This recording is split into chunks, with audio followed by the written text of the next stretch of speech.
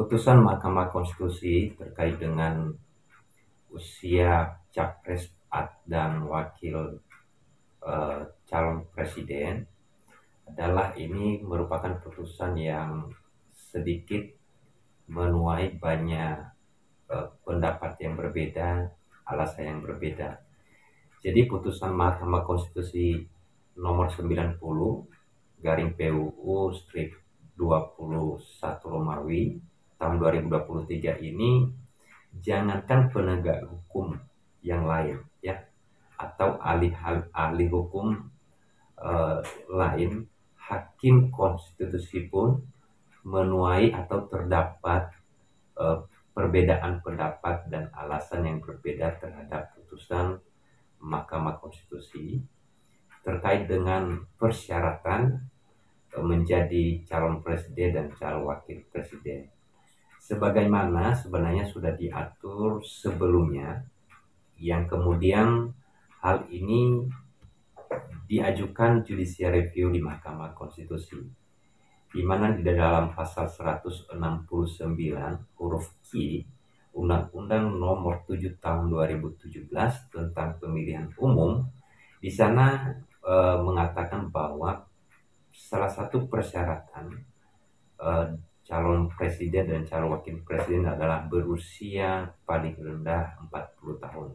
Namun dengan adanya putusan Mahkamah Konstitusi yang baru ini, hasil dari judicial review, yaitu putusan Mahkamah Konstitusi nomor 90 tahun 2023, katakan bahwa berusia paling rendah 40 tahun bertentangan dengan Undang-Undang Dasar Negara Republik Indonesia tahun 1945 dan tidak mempunyai kekuatan hukum mengikat sepanjang tidak dimaknai berusia paling rendah 40 tahun atau pernah atau sedang menduduki jabatan yang dipilih melalui pemilihan umum, termasuk pemilihan kepala daerah.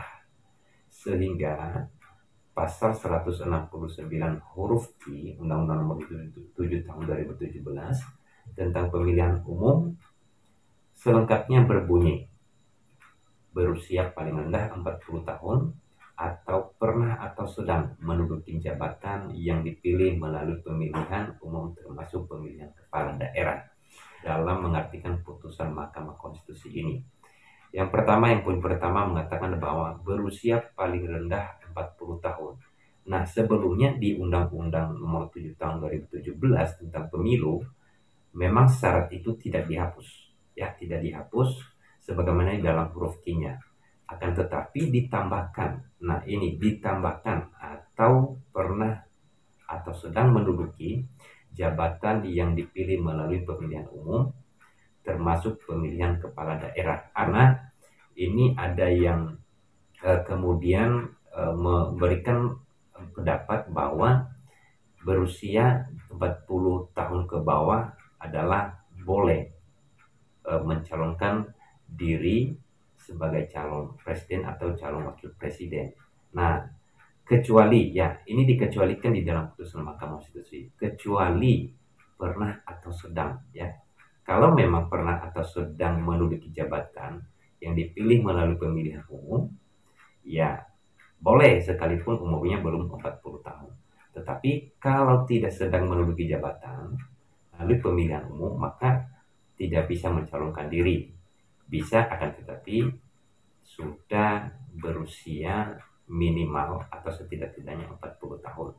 Nah, terhadap putusan Mahkamah Konstitusi seperti awal saya sampaikan, jangankan penegak hukum yang lain, jangankan ahli-ahli hukum yang lain, ya, hakim konstitusi aja mendapatkan atau terdapat dua alat. Yang pertama adalah alasan berbeda dan juga terdapat pendapat yang berbeda terhadap putusan Mahkamah Konstitusi ini. Pertama, ada hakim konstitusi yang memiliki alasan berbeda atau concurring opinion, yaitu hakim konstitusi Eni Nurbaningsih dan hakim konstitusi Daniel Yusmi P. Foch. Nah, serta kemudian yang berbeda pendapat terhadap putusan Mahkamah Konstitusi tersebut atau dissenting opinion, yaitu Hakim Konstitusi Wahidudin Adams, Hakim Konstitusi Saldi Isra, Hakim Konstitusi Arif Hidayat, dan Hakim Konstitusi Suhartoyo. Nah, apa yang dimaksud dengan alasan berbeda dan pendapat berbeda? Yang disebut dengan alasan berbeda atau concurring opinion adalah pendapat seorang hakim yang sependapat dengan pendapat hakim yang mayoritas tentang amar putusan, namun memiliki penalaran hukum atau alasan atau argumentasi yang berbeda. Nah, contohnya, setuju dengan syarat batas minimum usia bagi capres dan cawapres dalam amar putusan, namun berbeda pertimbangannya. Nah, itu teman-teman yang disebut dengan concurring opinion atau alasan berbeda.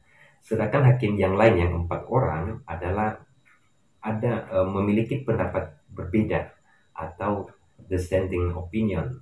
Lalu apa yang dimaksud dengan dissenting opinion? Nah, dissenting opinion itu teman-teman adalah pendapat seorang hakim yang tidak sependapat dengan pendapat hakim yang mayoritas tentang pertimbangan hukum maupun amar dari putusan.